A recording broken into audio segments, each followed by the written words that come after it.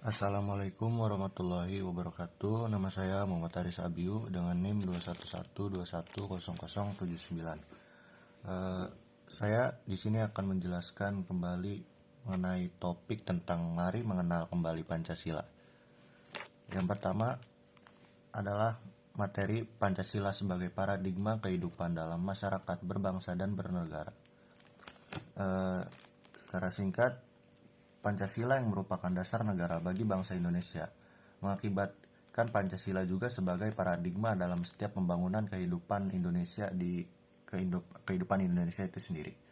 Di mana paradigma adalah sebuah asumsi teoritis yang umum dan mendasar atau yang merupakan sumber-sumber suatu nilai, sehingga merupakan sumber metode dan hukum serta penerapan dalam ilmu pengetahuan yang dapat menentukan ciri, sifat, serta karakter ilmu pengetahuan itu sendiri.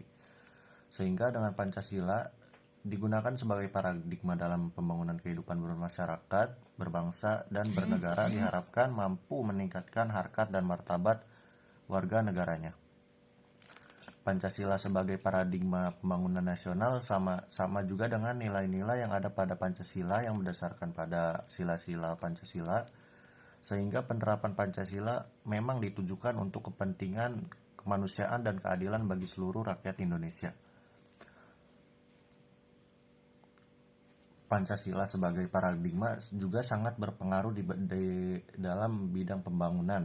Contohnya seperti dalam pembangunan politik, pembangunan ekonomi, pembangunan sosial budaya, dan dalam pembangunan hukum.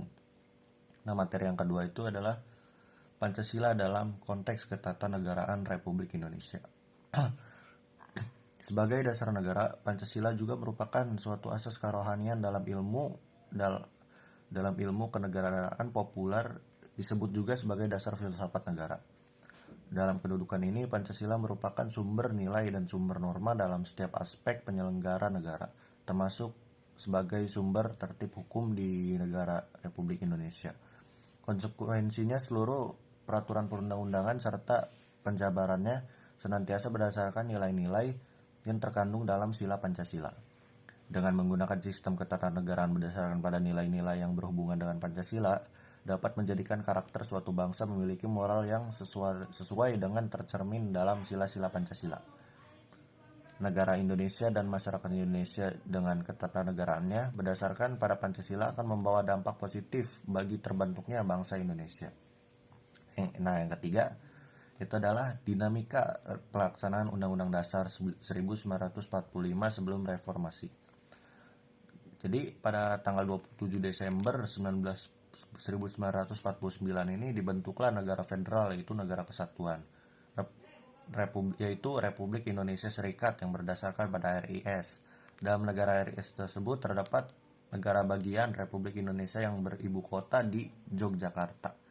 Pada tanggal 17 Agustus 1950 terjadi kesepakatan antara Republik Indonesia Yogyakarta dengan negara RIS untuk kembali membentuk negara kesatuan yang berdasarkan pada Undang-Undang Dasar. Lalu order lama adalah sebutan bagi masa pemerintahan Presiden Soekarno di Indonesia.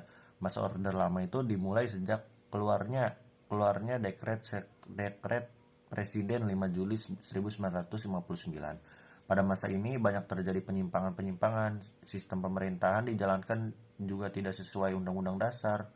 Lalu muncullah Orde Baru yang merupakan tatanan seluruh kehidupan rakyat, bangsa, dan negara yang diletakkan kembali pada kemunian pelaksanaan Pancasila Undang-Undang Dasar 1945.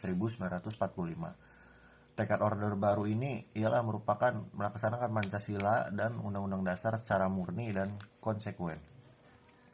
Nah, kurang lebih seperti itu narasi atau presentasi saya tentang mari mengenal Pancasila. Saya Muhammad Aris Abiu, kurang lebihnya mohon maaf. Wassalamualaikum warahmatullahi wabarakatuh.